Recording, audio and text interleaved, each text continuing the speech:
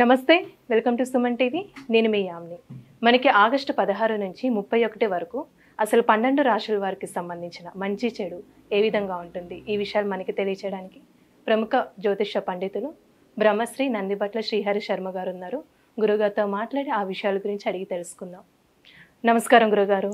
వాగర్థావివ సంపృక్తౌ వాగర్థ ప్రతిపత్తయే జగతః పితరౌ వందే పార్వతీ పరమేశ్వరౌ సదాశివ సమారంభాం శంకరాచార్య మధ్యమాం అస్మదాచార్య పర్యంతం వందే గురు పరంపరాం. ఆదిత్యాయ చ సోమాయ మంగళాయ బుధాయ చ గురుశుక్ర శనిభ్యశ్చ రాహవే కేతవే నమః. శృంగేరి పీఠాధిపతులకి, కంచి పీఠాధిపతులకి నమస్కారములు తెలియచేసుకుంటూ కార్యక్రమాన్ని ప్రారంభిద్దాం. గురుగారు, మనకి ఆగస్టు 16 నుంచి 31 వరకు అండి అసలు మేషరాశి వారికి ఏ విధంగా ఉంటుందంటారు? మేషరాశి వారికి ఆగస్టు 16వ తారీఖు నుంచి 31వ తారీఖు వరకు ఏ విధంగా ఉండబోతుందో తెలుసుకునే ముందు గ్రహ సంచారం తెలుసుకుందాం. మేషరాశికి 12వ స్థానంలో రాహువు, 6వ స్థానంలో కేతువు, ఏకాదశంలో శని వక్రీకరించి ఉండడం, అలాగే రాశి నుంచి ద్వితీయ స్థానంలో గురువు కుజుడు మరియు పంచమ స్థానంలో రవి బుధ శుక్రులు స్థితి పొంది ఉన్నారు. కాబట్టి ఈ కారణం చేత ప్రధానంగా గమనించుకున్నట్లయితే దైవానుగ్రహం సంపూర్ణంగా ఉన్నటువంటి రాశి ఈ యొక్క మేషరాశిగా చెప్పవచ్చు. అనుకున్నటువంటి పనులని సకాలంలో పూర్తి చేసుకుంటారు. అయితే ప్రధానంగా పాపగ్రహాల యొక్క ప్రభావం కొంత అధికంగా ఉన్నప్పటికీ మొక్కవోని ధైర్యంతో, ఆత్మవిశ్వాసంతో మీరు చేపడుతున్నటువంటి కార్యక్రమాల్లో ముందడుగు వేసినట్లయితే తప్పకుండా మీదే విజయం అని చెప్పవచ్చు. ముఖ్యంగా గమనించుకున్నట్లయితే మీ యొక్క సంబంధించినటువంటి వ్యక్తిగతమైనటువంటి విషయాలలో ఇతరుల జోక్యాన్ని మీరు చాలా మటుకు తగ్గించుకున్నట్లయితే మీకు మేలు జరుగుతుందనే విషయాన్ని మీరు గమనించుకోవాలి.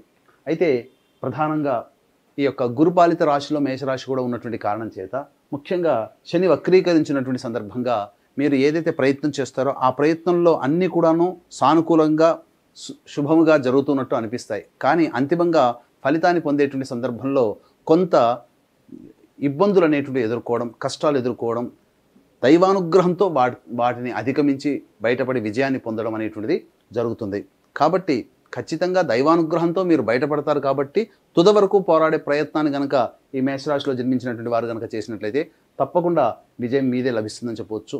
ఇక ముఖ్యంగా ప్రధానంగా మీ యొక్క వాక్కుని అదుపులో పెట్టుకొని ప్రయత్నం చేస్తే చాలా మటుకు మీరు ఈ యొక్క సమాజంలో మంచి పేరు ప్రతిష్టలు పొందుతారని చెప్పవచ్చు.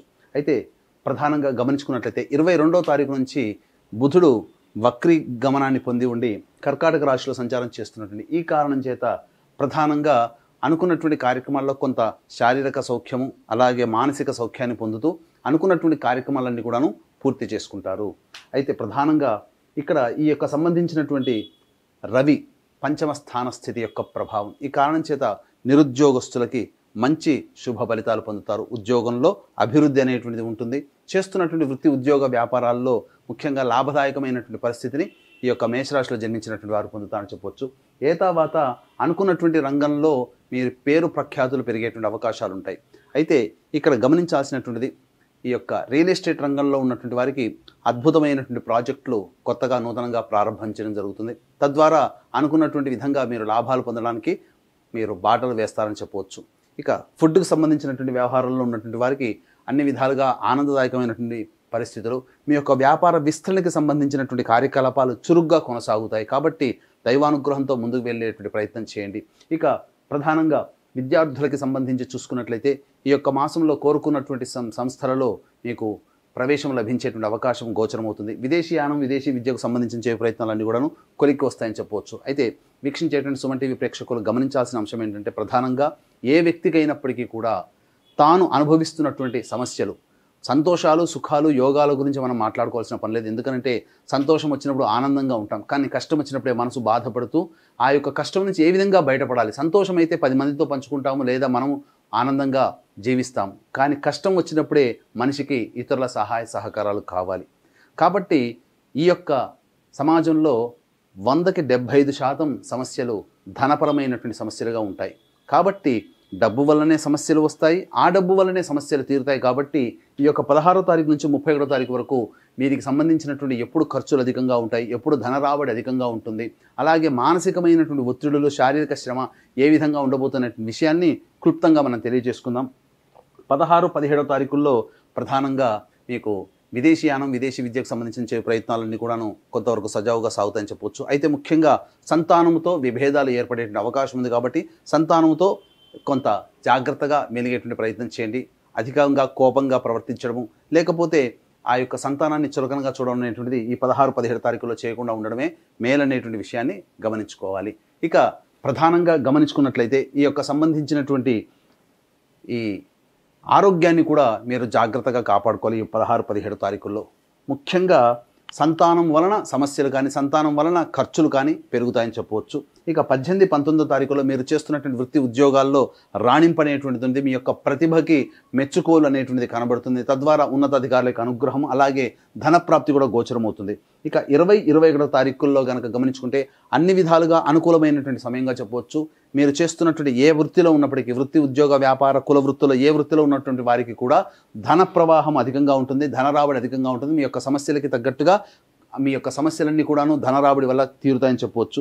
ఇక 22, 23 తారీఖులో కనుక గమనించుకున్నట్లయితే ప్రధానంగా మానసికమైనటువంటి చంచలం అధికంగా ఉంటుంది. ఒక ఆందోళనకరంగా ఉంటుందని చెప్పవచ్చు. సరిగ్గా నిద్ర పట్టకపోవడం కానీ, అనుకున్నటువంటి పనులు కొంత వాయిదా పడడం కానీ ఈ యొక్క 22, 23 తారీఖుల్లో ఉంటాయని గమనించవచ్చు. ఏదేమైనప్పటికీ కూడాను మనస్సు ప్రశాంతంగా ఉండనటువంటి సమయం 22, 23 తారీఖులో.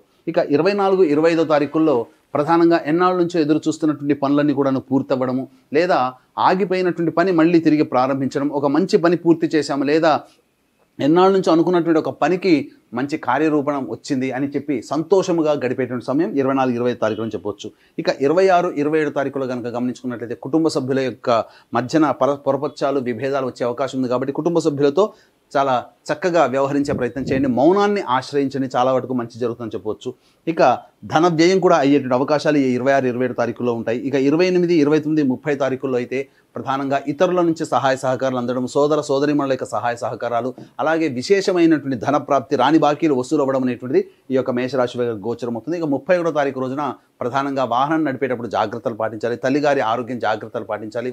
వాహన మరమ్మతులకి, గృహ మరమ్మతులకి, లేదా గృహోపకరణాల కొనుగోలుకి సంబంధించి ఈ యొక్క ఖర్చులు అధికంగా ఉంటాయి. కాబట్టి జాగ్రత్తలు పాటించండి. ఏతావాత ఈ యొక్క మేషరాశిలో జన్మించినటువంటి వారికి ఆనందదాయకమైనటువంటి విధంగా ఈ యొక్క ఆగస్టు 16 నుంచి 31 తారీఖు వరకు ఉంటుందని చెప్పవచ్చు. అయితే వీక్షించేటువంటి ప్రేక్షకుల్లో ఈ యొక్క ఆగస్టు 17 తారీఖు మరియు 31 తారీఖు 2 శని త్రయోదశులు ఈ శ్రావణ మాస పుణ్యమాసంలో వచ్చాయి.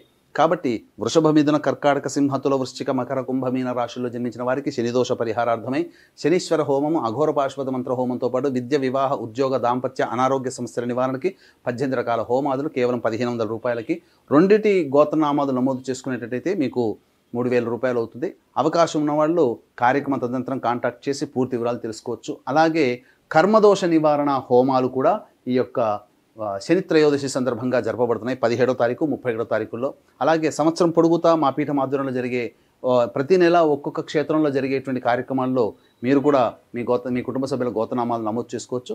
అవకాశం ఉంటే కార్యక్రమం తదనంతరం కాంటాక్ట్ చేసి పూర్తి వివరాలు తెలుసుకోండి. గురుగారు, ఇప్పుడు మేషరాశి వారికి అండి ఎలాంటి పరిహారం చేసుకుంటే మంచిదండి? మేషరాశి వారికి ప్రధానంగా సంబంధించినటువంటి లక్ష్మీ నృసింహ కరావలంబ స్తోత్రము, అలాగే కాలభైరవాష్టకము రోజుకి 3 సార్లు పఠించినట్లయితే చాలా మటుకు వచ్చేటువంటి సమస్యలన్నీ కూడాను తొలగిపోతాయని చెప్పవచ్చు. గురుగారు, ఆగస్టు 16 నుంచి 31 వరకు అండి అసలు మేషరాశి వారికి ఏ విధంగా ఉంటుంది, ఎలాంటి పరిహారం చేసుకోవాలి, ఈ విషయాలు మాకు తెలియజేసినందుకు ధన్యవాదాలండి. సర్వం శ్రీ ఉమామహేశ్వర పరబ్రహ్మార్పణమస్తు.